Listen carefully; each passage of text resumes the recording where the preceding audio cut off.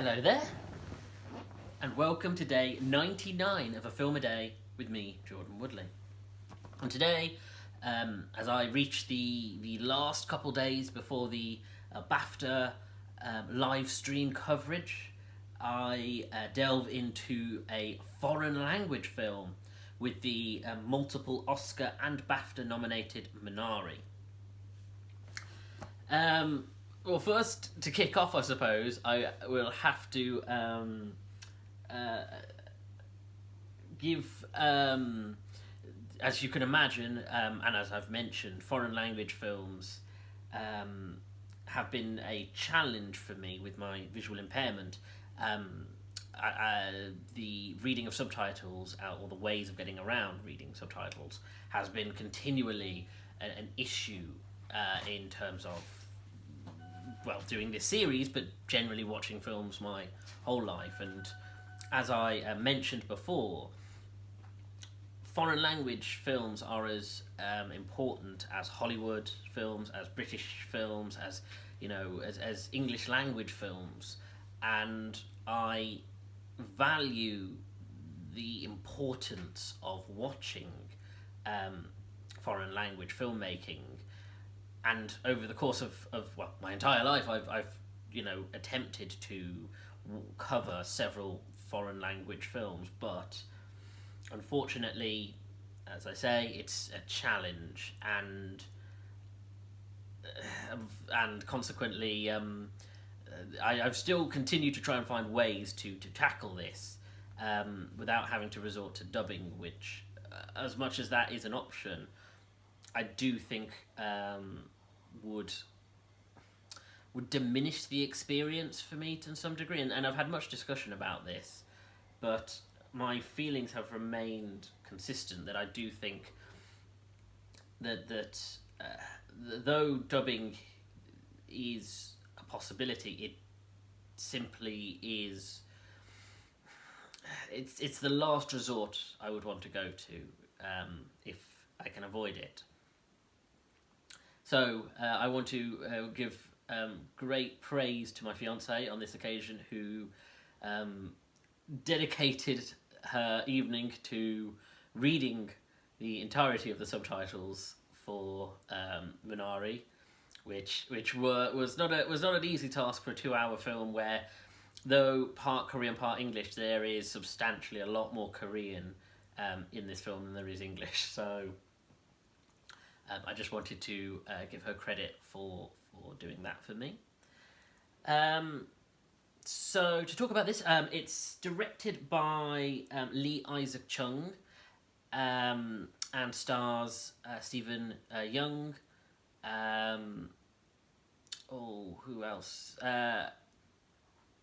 Apologies, I'm going to try and go through the names correctly, but if I, as I've mentioned with mentioning other actors, and that if I slightly mess the names up, it's unintentional. But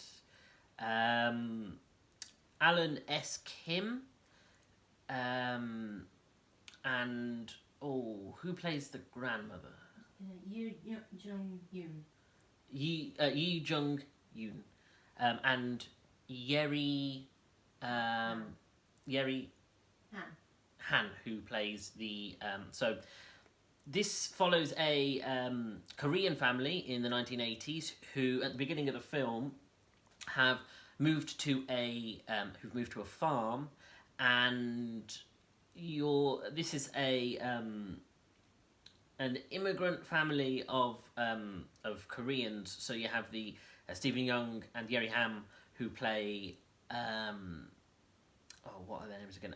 Monica and Jacob, who are Korean immigrants with their 2 children, David and Anna, and who are much more Americanized, having been born in America, but are bilingual. And it's very much about this family. The thing that I would want to credit this film with is the fact that there's very little external threat to this. to this family unit. It's about them moving to this farm and simply trying to set the farm up, and that is the challenge of the film. And it's not like a lot of immigrant stories where there's lots of threat from racist locals who feel threatened by this family, or something about the sort of frustrations of the community. This film is very much about the internal struggles of the family, and the fact that they, the film immediately sets off with the tension between Jacob and Monica, and the fact that he has bought this farm in spite of the fact that it's the financial burden of it, and they were living in California before, and were chicken sexers, who therefore their job is to separate the male and the female chickens. And as you can imagine, their money wasn't. They're not in particularly financial stable position, but the fact that he's bought this farm causes a huge amount of friction between them. And of course, there's a further obstacle or further challenge, which is that their son David, has a heart murmur and a heart condition that, of course, plays further, puts great weight on them as a family unit. And as I say, it's very internalized. It's very much just about the struggle of this family trying to set this farm up, and the tension and the microaggressions that take place.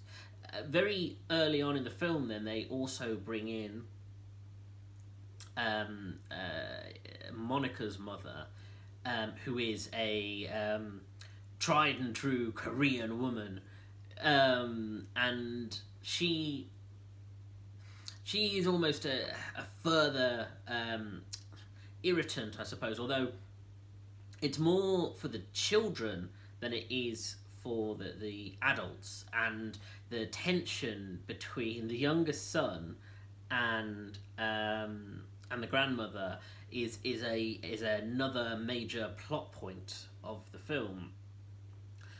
And it's an interesting film from that perspective. Like I said, to not have the external threat, to have it be about this family drama, it's not something that is often done well in cinema, because it's very hard to maintain this slice of life style whilst maintaining a level of drama that keeps an audience engaged. And there is the subtext to it, the idea of that Jacob wants to plant Korean vegetables in the ground, and of course the subtext of that being about, well, will they be able to plant it in this American soil, of course being a metaphor for, will they ever be able to make roots as Koreans in America? And there is a certain level of humour to this as well. Don't get me wrong, it's not entirely a serious, dry drama. I mean, as I say, the tension between the youngest son and the grandmother varies between moments when it's actually tense and almost slipping into comedic territory. You also have a character who is like a farm, I suppose, like an assistant or a farmhand who is helping prepare the land, and he builds this bond with David because he was. I think it's suggested that he fought in the Korean War, but at some point in an earlier point in his life, this man lived in Korea, and but at the same time, he's also this evangelical, like quite eccentric Christian, like, but not in a church sense, in almost like a isolated. It's quite hard to sort of to the point where the family, for instance, go to try to connect with their community and make friends. They go to the church, and like I said, there's not this overt racism to it. It is people actually genuinely wanting to embrace this family, and if there is any racism, it comes from the kids and the conversations between the children. And again, it's like minor, it's like juvenile insults that aren't even intended to offend, but it's children being children and not having any social boundaries. But as they come home from the church, they see this guy dragging a cross along the ground, and stop and question him about why he's doing that. And he says, well, it's Sunday, and this is part of my, this is what I do, so I'll see you on Monday. And that's the kind of character he is. It's almost like his own one-man church of sufferance. And if he prays, which he declares he wants to do a lot, it's this sort of tongue-style, babbling, murmuring thing that he does. So this man is quite clearly quite eccentric. But, again, the family develop a relationship with this man.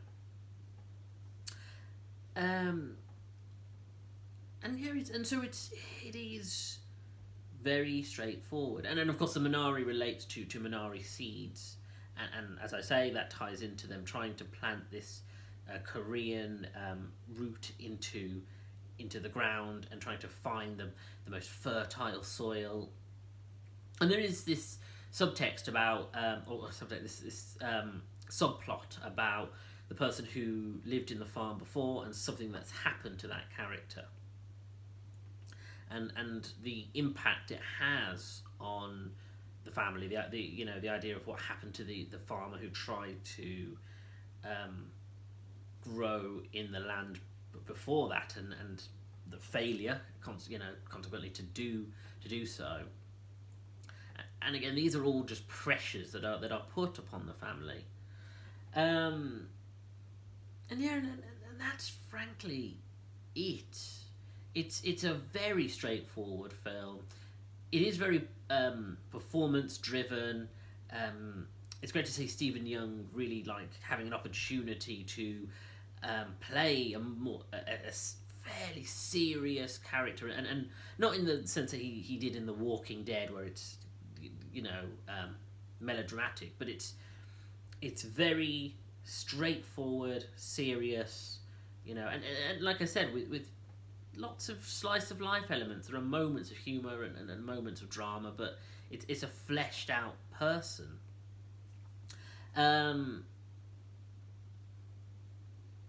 Both he and the actress who plays the grandmother have both been nominated for both Oscars and BAFTAs.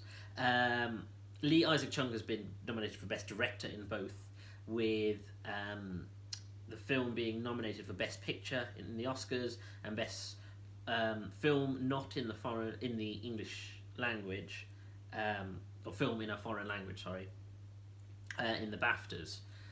And I can see why they would nominate the actors that they had. And a Best Supporting Actor BAFTA for Alan S. Kim playing playing the son.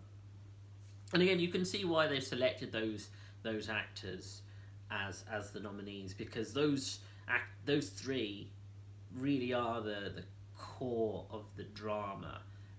And although the mother does give a good performance, it's the fact that it's the core is Stephen Young's character, and again, like I say, the tension between this young Americanized, American-born Korean boy and his very Korean grandmother, and the idea of, well, maybe there is this sense of loss of identity between them. That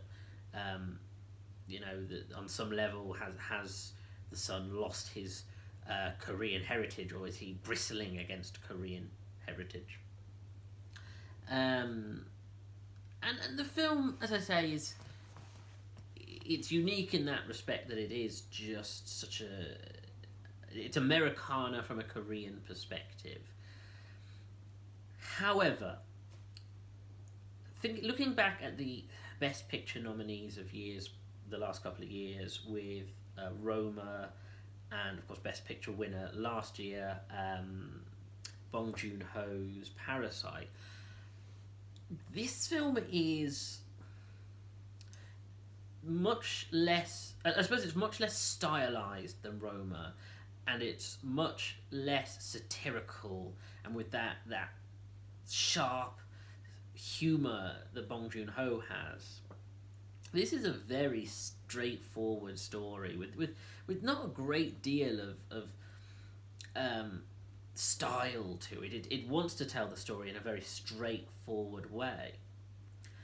And of course, consequently, I am a little perplexed over the fact that it's being given as many accolades as it has. I mean, it's already won the Grand Jury and Audience Choice Awards at the Sundance Film Festival.